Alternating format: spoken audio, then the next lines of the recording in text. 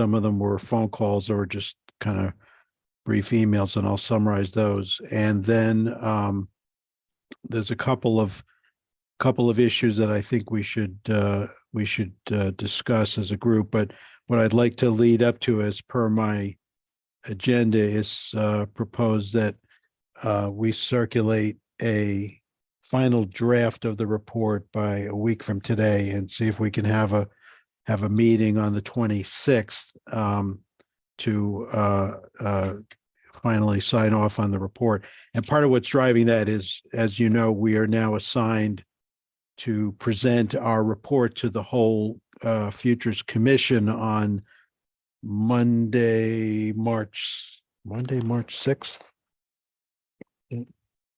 Right, I think that's right. Yes, Monday, March 6th at 3:00. And as we get closer to that date, I certainly, obviously, you're all invited, but I actually may want some of you to join Representative Lamar and me in presenting the report, because it's not just the leadership. It really has been a good team effort, and I want to include some of the as many of you as we can in the presentation. So anyway, let me just take a few minutes and review the comments that we got. Remember, our deadline was January 6th. So the first one was from Jocelyn Eyre, who you will recall talked to us back in, I think it was late March. She's a planner in Northwest Connecticut who has helped about a dozen towns with their affordable housing needs and their plans. And I just kind of read you the key sentence of her comment. She says, "As much as I can suggest action items or zoning changes as a planning consultant, I can't promise the town's Affordable Housing Committee will agree or include your recommendations, but this document will help provide some backup and help me push for inclusion of some of the more controversial items." I thought that was an interesting perspective. So that to the extent that it's going to be consultants or sort of third parties, they may be able to use our report to give them a backup for making changes and putting in more detail than the committee might otherwise insert in its report. Jason Klein, who is a land use lawyer in Stamford, said he liked the summary of action items. He liked the concise explanation of what's next. He said, any idea who will determine which plans need to be revised and how, which was also a couple other people chimed in on that. He said on the cost burden issue, the housing cost burden, he said that the National Low Income Housing Coalition's Out of Reach report is probably the best reference because it calculates or tries to calculate state by state the hourly wage that is needed by a household in order to pay a so-called affordable rent. And so he said, in the sense that we want towns to identify a common metric as to housing need, that might be a place to look for it. And then he said, he commented on our comment on inclusionary zoning and said that rather than cautioning against inclusionary zoning, perhaps there are ways to build in some flexibility to avoid the challenges noted in our description of it. For example, if market conditions prohibit construction of affordable housing units, perhaps inclusionary regulations could allow them as an alternative means of compliance that is in keeping with affordable housing goals. So I thought that was a good comment, and I'll try to work that into the paragraph on inclusionary. Amanda Kennedy, who's the executive director of the Southeast Council of Governments, had mostly wording and stylistic comments, but I just want to read two of her comments.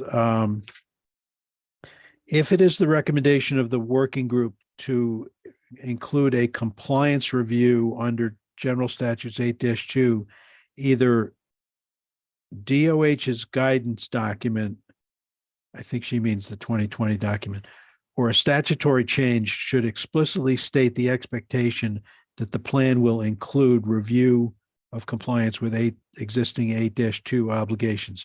The existing statute only states that plans shall state how the municipality intends to increase affordable housing. I thought that was a good comment. And her other sort of main comment was that it's nice to recommend a new committee of 5 to 10 people, but in many communities, she says it is unrealistic for smaller municipalities to find volunteers for a standalone committee, and the giving the task to an existing board or commission should be recognized as a valid alternative. So I thought that was a good comment.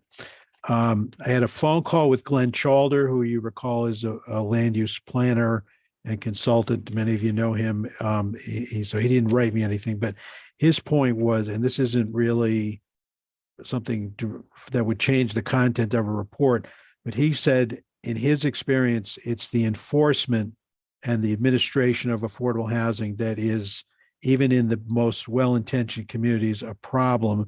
And he said, what we need, we have this model 830G regulations that were adopted by Department of Housing, but he said we need a model affordable housing plan, which actually, and then we discussed it actually would be 4 plans. It would be one for assisted housing for sale and rental units, and then one for set-aside housing for sale and rental units. So it would be 4 variations, but I thought that was a very good idea. And he said there also needs to be a common understanding of how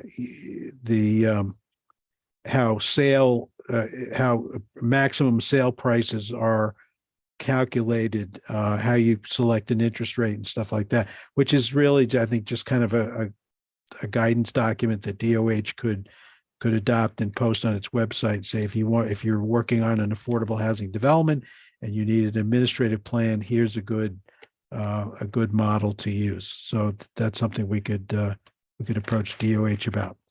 And then the last 2 were what Rick Porth sent around on behalf of CCM and what Matt circulated yesterday.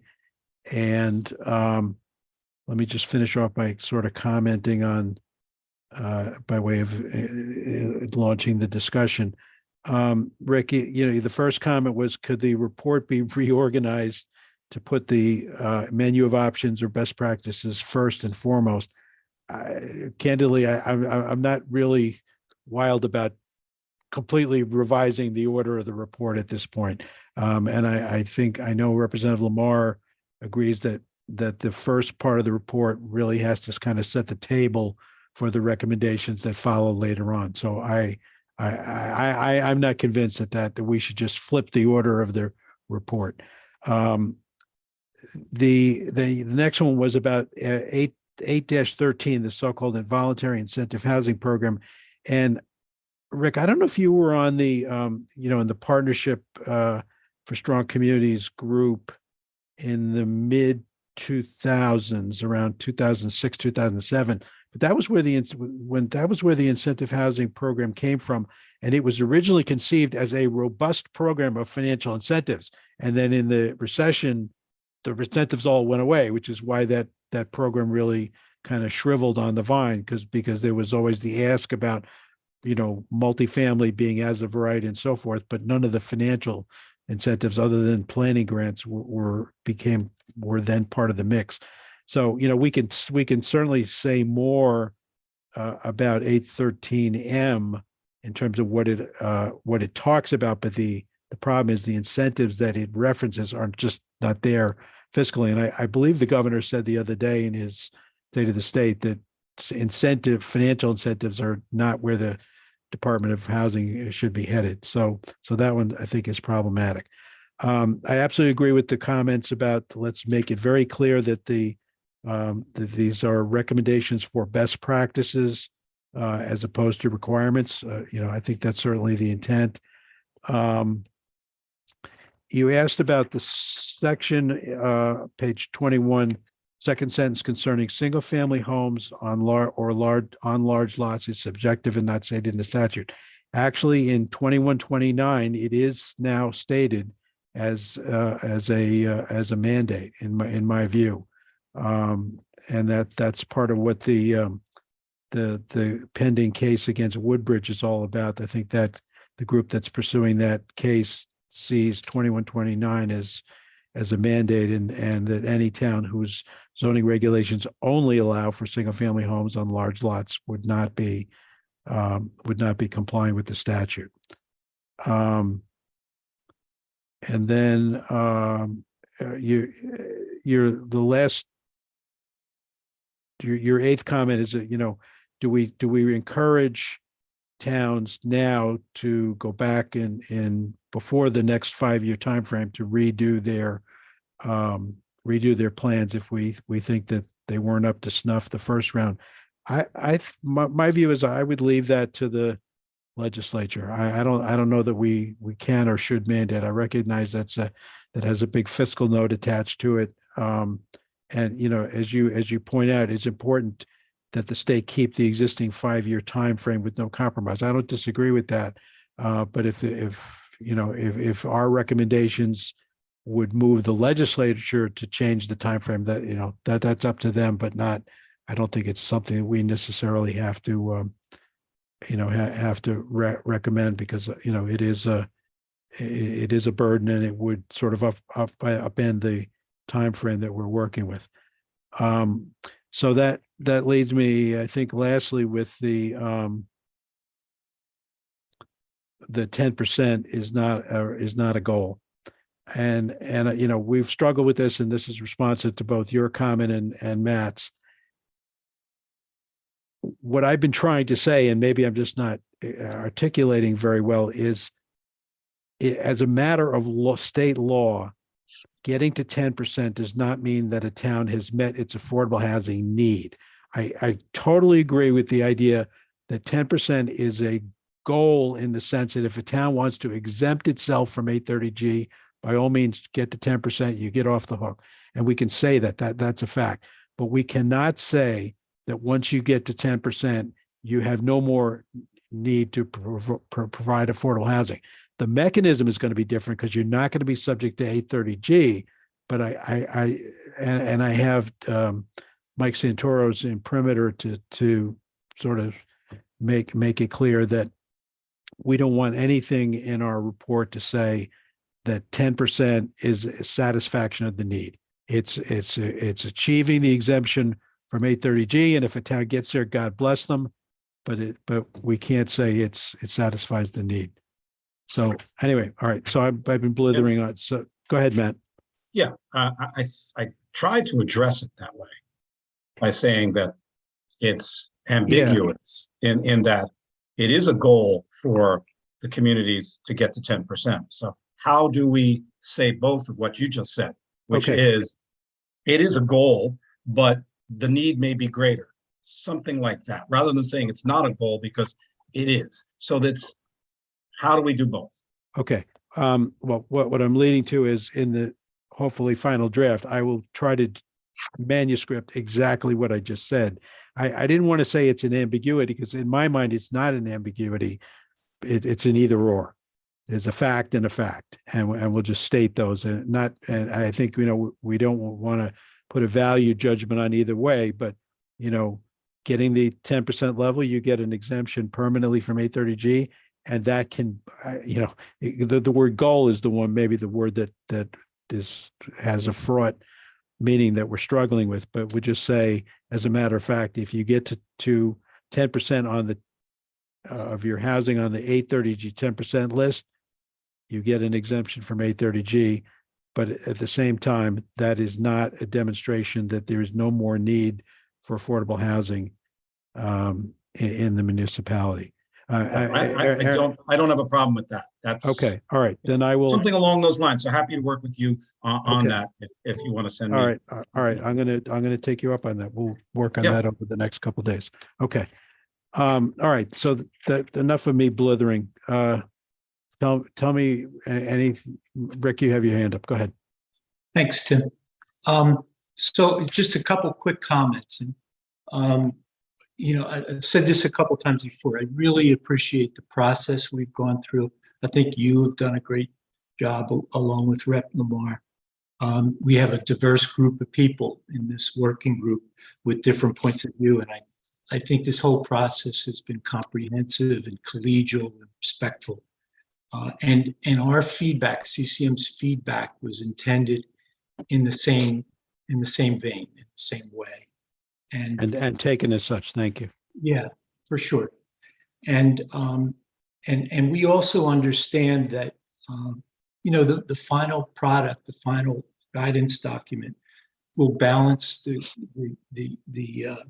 views of all of the participants as best we can, so that we can present something that we all feel that we can stand behind. And so completely understand. And the feedback from CCM is intended really from our point of view to try to get the best reception possible from cities and towns, since that's, really the target audience. And I'll just make comments on three of the things. And what you just said was reasonable, Tim. But Okay. 3 quick comments on 3 of the items. I hear you about not reorganizing the whole report, but is there some other way to make sure that people who see this report will almost immediately go straight to the list of options and best practices and so forth, so that they don't get, so that there's the best chance possible that they'll take this good advice, this good work, and review it with an open mind and an effort to make real progress. That's however that's done. And Okay. maybe it's not possible, Tim, but Well, however that's done, like an opening comment that points people in that direction. Okay. something like that. All right. Yeah, Okay. and then second, I heard the governor say the same thing about subsidies for housing and so forth. And in one sense, that's concerning, but we work with the cards we're dealt, and we continue to try to make progress in our cities and towns. If it's and I was at the partnership. Kylie might remember during that time when that effort was initiated, and I thought it was really hopeful about it. And I just wonder if there's a chance to rejuvenate it, or at a minimum in this report, talk about what kinds of potential supports are available to municipalities and to developers, even if quite honestly they're not adequate to do what we all hope to accomplish, but that at least that there be one place that municipal leaders could go to have some sense of what's out there to help them if they're serious about trying to make progress. It's just a suggestion, and I don't think we view it as a big long addition to, but could it be a checklist or a set of bullet points of what's out there? Okay. So just if there's a couple $100 million laying around, make sure it's accessible. Again, you authored this based on the input of all of us. I respect how you end up handling this, but that's my thought. The 10% discussion has been a good one all along, and this is the last point I wanted to highlight. And at least from my point of view, the 10% discussion offers an opportunity to educate Connecticut residents, Connecticut leaders at different levels about the fact that while that 10% exists in statute, that the need for housing, I think the words you've used in this report at different price points and different types, is really large. There's a great need for different types of choices for housing in more different places at more different price points that goes well beyond the issue of the 10% in 830G. And could we use that as an opportunity to try again to educate or to help people understand why the need for more housing is so important to Connecticut's future and to the future of younger people coming up and many different types of people coming up who want to settle or live in this state. That's what's behind that one too. And Okay. I know it's easier said than done, but that's where we're coming from on that. And I'll Okay. All right. Good. Points well taken. Okay. Anybody else? On any or all of the above or any other topic? Michael C., go ahead. Happy New Year, everyone. Thank you.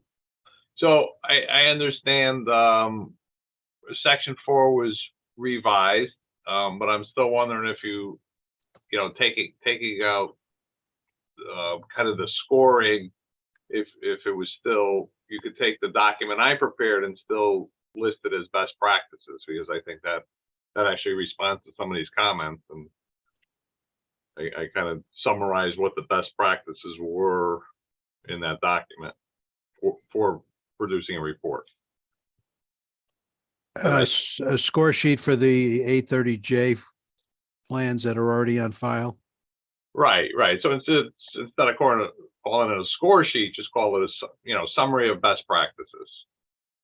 And I could kind of do that for you. I could revise it and send it back. All right. Why don't you do that? I guess I'm thinking, I remember you sent that, and I'm not, as I sit here, entirely sure what became of that, except that maybe I was so focused on trying to get the other parts done. But does it undermine, does it distract the reader to have a score sheet focused on what's already been filed as opposed to a checklist of things we want them to do going forward?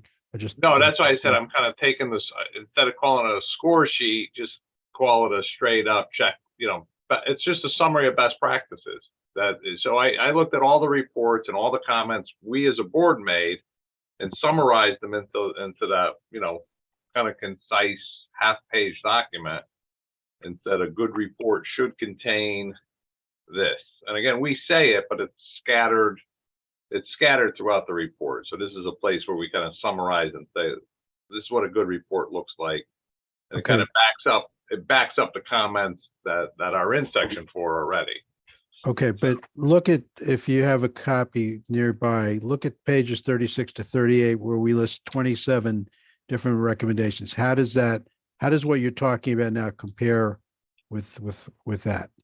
I do have it right here, but I still don't have page numbers, I don't think. All right, well, it's section 8, Roman numeral 8.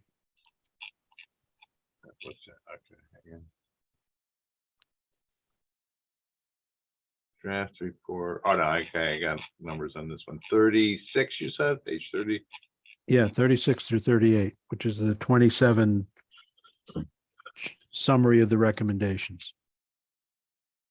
It's actually number 35 on the bottom of the page, Mike.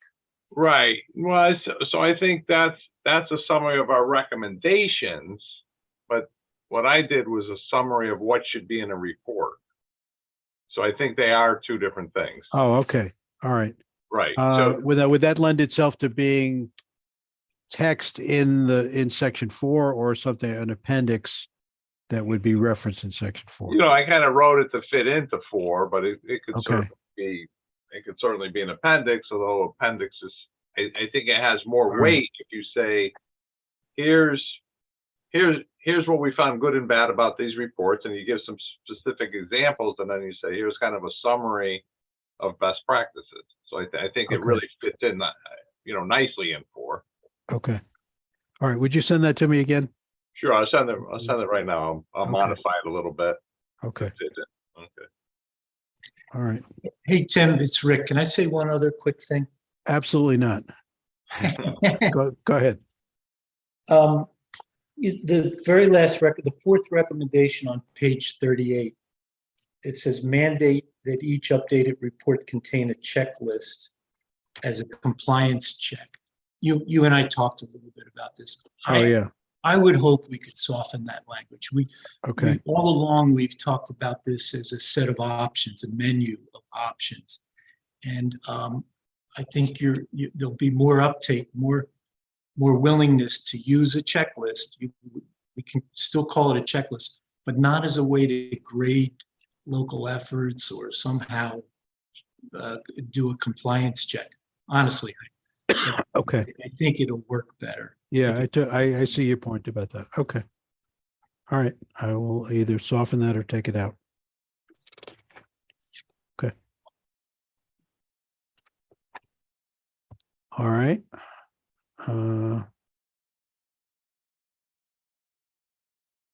Anybody else? Bruce, Claudette, Matt Danzer, Kathleen, Kylie, Betsy.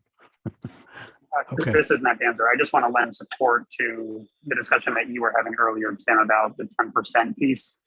I think it's important to thread the needle the way you were describing it. So I would support that effort as opposed to softening the language in a way that makes it seem like 10% is actually a goal. Okay. All right, good. Well, I think we have a good consensus of how we will attempt to thread the needle. All right, then, not wanting to take any more of your time, would it be okay now as a working plan, and this is not to bind everybody and walk the plank, but if I get you all a proposed final draft by a week from today, could we then try to put on the calendar, and this is for you, Ashley and William, have a hopefully final meeting on the 26th, which is 2 weeks from today, to try to get a final consensus on a report, at which time it will go to the full commission and they'll have plenty of time to read it and digest it before we present it, and there's a full discussion of it on March 6th. Is that an acceptable timeframe? Okay. Okay. Yeah, Go ahead. Yeah. Just if there's issues that we want to modify.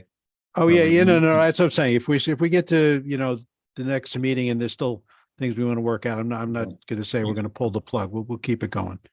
Okay. But I just Yeah. want to give it, if we have a deadline to work against, we'll probably all be a little We're more. clearly getting close. Yeah. Okay. All right. Very good. So, thank you all. And, I know you all want to join me for my sewer discussion, but you can't. It's just Damn. it's just like my mother would be so proud of me if she knew what I was doing. Okay. Thank you all. Enjoy the rest of the day, and Thank you, we'll Tim. talk in 2 weeks. Okay. All right, Thank you. take care. Bye-bye. Thank you. Thanks, Thank you. guys.